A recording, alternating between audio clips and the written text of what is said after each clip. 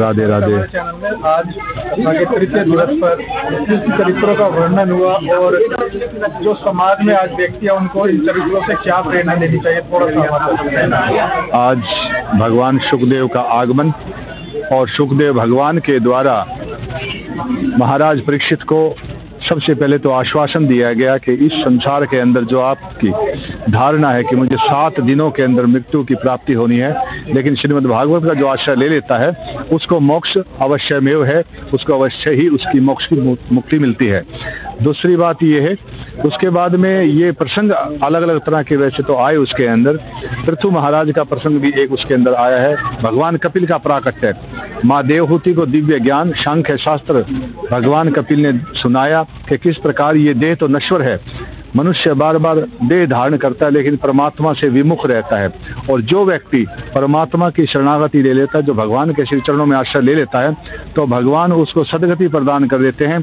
उसको जरूरी नहीं है कि वो दोबारा से फिर से मानव रूप के अंदर आए, वो मानव योनि से ऊपर उठ करके भी वो देव योनि को भी प्राप्त कर सकता है। इस संसार के अंदर मनुष्य भोगों में लिप्त रहता है, लेकिन हम अगर भोगों को त्याग करके परमात्मा की शरण में एक अच्छा आचरण निभाएंगे, सद आचरण निभाएंगे, तो अवश्य ही हमारा भी कल्याण हो जाएगा।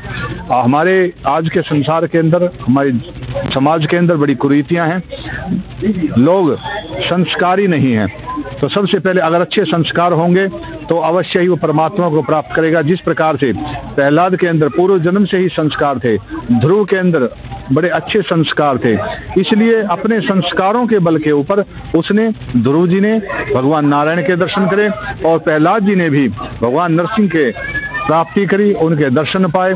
तो ये सबसे बड़ी संस्कारों की बात है। हमारे संस्कार ही हमें ज्ञान मार्ग की ओर, सद मार्ग की ओर लेकर के चलते हैं।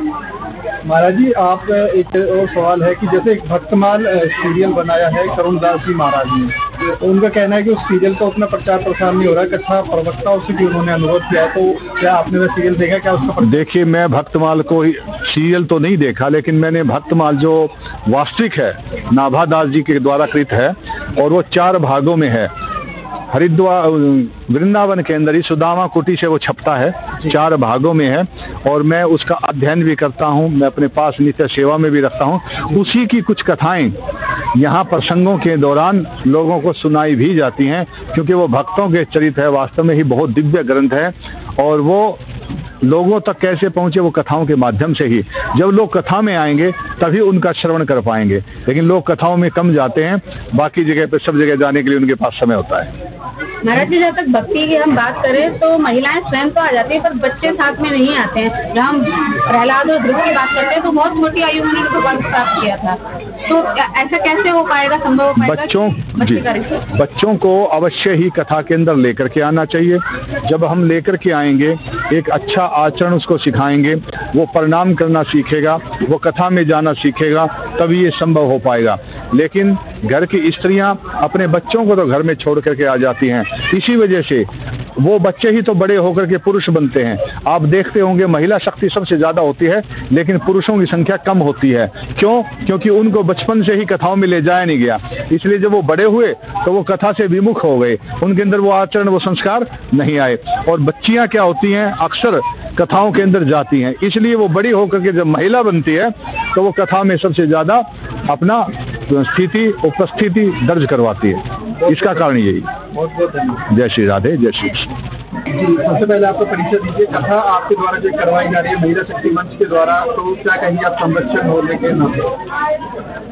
अजय भाई, आपको और आपके चैनल के सभी दर्शकों को नमस्कार। ये हमारे द्वारा नहीं, आप और हम सभी के द्वारा ये कथा करवाई जा रही है सामूहिक रूप से। महिला शक्ति मंच गुरुग्राम एक सामूहिक संगठन है और महिलाओं ने पूरी ताकत और शिद्दत के साथ और पूरी मेहनत के साथ इस संगठन को बनाया और पहले भी कथा करवाई है और अब भी ये कथा 8 तारीख से शुरू है।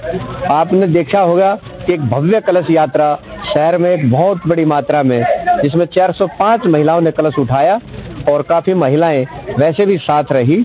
और रोज़ाना आप देख रहे हैं कि भीड़ कैसे बढ़ती जा रही है। हमारा हॉल भर गया है और ये रोज़ाना आने वाले समय में शनिवार तक यहाँ बहुत अत्यधिक भीड़ होगी, क्योंकि आचार्य जी को जो लोग सुनते हैं तो वो जब बाहर जाते हैं तो चर्चा होती है कि वास्तव में अच्छी कथा चल रही है और शांतिपूर्वक बढ़िया तरीके से कथा हो रही है।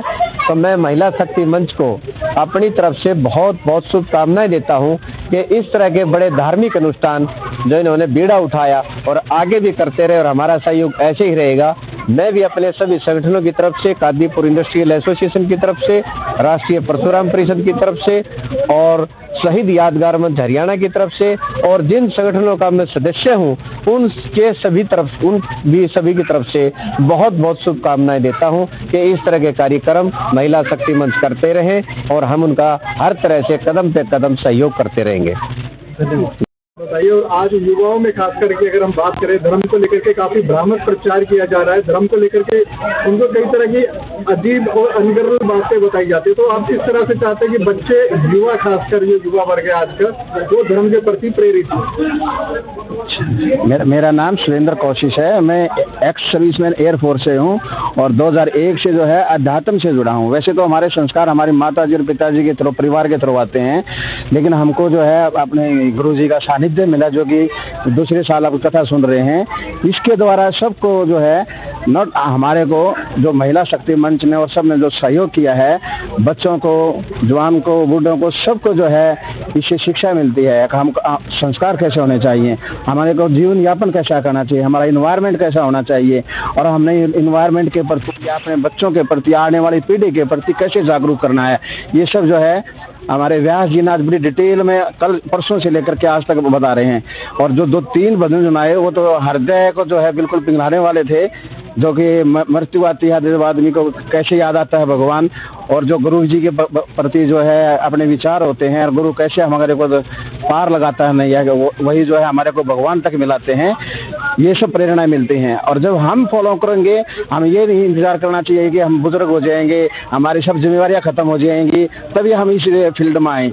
लेकिन जब जो है भगवान उनसे खुश नहीं होते हैं। भगवान सबसे ज़्यादा खुश तब होता है जब जवान बच्चा उनकी जो है अध्यात्म आता है, उनकी पूजा करता है और उनके विचारों को सब तक पहुंचाता है।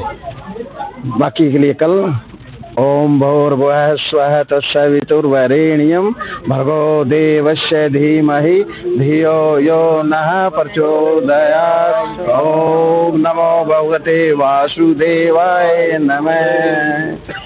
महिला शक्ति मंच की आप अध्यक्ष हैं। अध्यक्ष होने के नाते किस तरह से लग रहा है, तीसरे दिन की आज कथा हो रही थी, भक्तों का रुझान, महिलाओं का खासकर व्यास जी ने बताया काफी ज्यादा रहा, क्या कहेंगे? सबसे पहले तो अजय भाई आपको नमस्कार। हम कहना चाहते हैं कि तीसरे दिन की जो कथा है, अगर आंतरिक कोई उतार लेता है तो आपको पार उतारने से कोई रोक ही नहीं सकता। मुझे ऐसा लगता है कि हमारे जो वातावरण में, हमारे संस्कारों में इस तरह के सब्जेक्ट भी लागू कर दिए जाने चाहिए सरकार ने। और यो सब्जेक्ट अगर लागू हो जाते हैं तो जब हमारा बच्चा नर्सरी क्लास से अध्यात्म के बारे में पढ़ेगा तो वो बच्चा, मतलब आप ये समझे, इतना सक्षम और अच्छा होगा।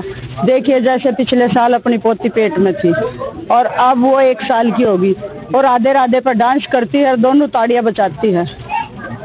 बहुत अच्छी बात है। आपने बताया कि जिस तरह से बच्चों में संस्कार आपके घर से खासकर को देखने को मिलते हैं तो सभी में आने चाहिए। इसी को देख करके आपने आयोजन किया है। बहुत बहुत बधाई हो आपको और आपके परिवार को भी धन्यवाद। धन्यवाद। महामंत्री होने के नाते क्या कहेंगे इस कथा के बारे में, कथा व्यास जी के बारे में? मेरा नाम पूनम शर्मा है, पूनम जांगड़ा है और मैं इस महिला शक्ति मंच की महामंत्री हूँ। और व्यास जी के प्रति तो क्या बोले, इतना रस बरसा रहे हैं व्यास जी, तो इतनी अच्छी कथा सुना रहे हैं कि कोई अगर श्रवण करे, इस कथा का श्रवण करे तो बहुत ही आनंद में रह गए। ये आप युवा हैं और युवा होकर के आपको जो भागवत कथा है वो सुनने में कैसा लग रहा है? व्यास जी के बारे में आप क्या कहेंगे? जी, मेरा नाम ऋतिका कौशिक है और हाँ, बहुत ही अच्छा लगता है भागवत कथा सुनना। बहुत कुछ सीखने को मिलता है और बहुत सारी ऐसी चीज़ें होती है जो अपनी जीवन शैली में हम अप्लाई कर सकते हैं और व्यास जी बहुत ही अच्छे से समझाते हैं।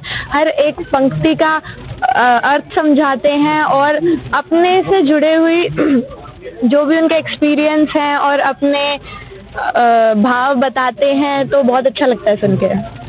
युवाओं की अगर बात करें तो धर्म के प्रति उनका रुझान कम होता है, ऐसे में आप युवाओं को क्या संदेश देना चाहिए? मैं उनको बिल्कुल ही यही बोलना चाहूँगी कि युवा पीढ़ी, जैसा कि हम देखते हैं कि सोशल मीडिया की तरफ बहुत ही ज़्यादा भागती है, उन्हें ऐसे धार्मिक कार्यक्रमों में हिस्सा लेना चाहिए और साथ देना चाहिए, बढ़ चढ़कर हिस्सा लेना चाहिए। और यहाँ पर भी बहुत ही मज़ा आता है जब हम घुल मिलकर एक साथ सारे इकट्ठे होकर इन सब कथाओं को सुनते हैं, तो बहुत ही अच्छा लगता है। और जो भजन होते हैं वो भी बहुत अच्छे होते हैं, जब हम उन भजनों में इतने लीन हो जाते हैं कि बहुत मज़ा आता है। तो हाँ, हर किसी को आना चाहिए, एक बार ही देखना चाहिए कि होता क्या है, क्योंकि आजकल के बच्चों को पता भी नहीं है कि होता क्या है। तो मैं यही कहना चाहूँगी। भक्त प्रहलाद जी, आपका स्वागत है हमारे चैनल में। सबसे पहले हम आपका परिचय जानना चाहेंगे, और आज आप भक्त प्रहलाद बने तो कैसा लगा, क्या कहेंगे आप जनता को? नमस्कार जी, राधे राधे। मेरा नाम केशव वैष्णव। मैं आज कथा के तीसरे दिन में श्रीमद् भागवत कथा मैं भक्त प्रहलाद बना, और मुझे अच्छा लग रहा है कि मैं वो भक्त बना जिसके वजह से भगवान को नरसिंह रूप रख करके पृथ्वी पर आना पड़ा। और मैं चाहता हूँ कि सभी माताएं अपने पास में होने वाले धार्मिक कार्यक्रमों में अपने बच्चों को लेके आएं। धन्यवाद।